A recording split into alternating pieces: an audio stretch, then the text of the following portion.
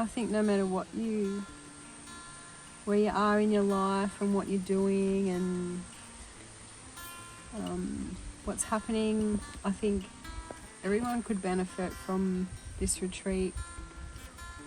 Just getting back to nature, back to your true self, in a supportive environment, having beautiful, nourishing food, beautiful crystal clear creek, having a swim in, and just getting back to simple things. No phone reception, no internet.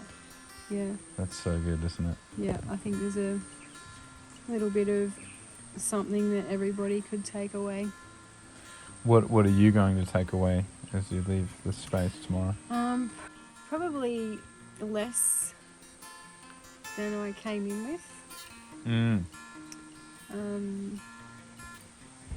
On an emotional level, feeling like I've processed quite a bit of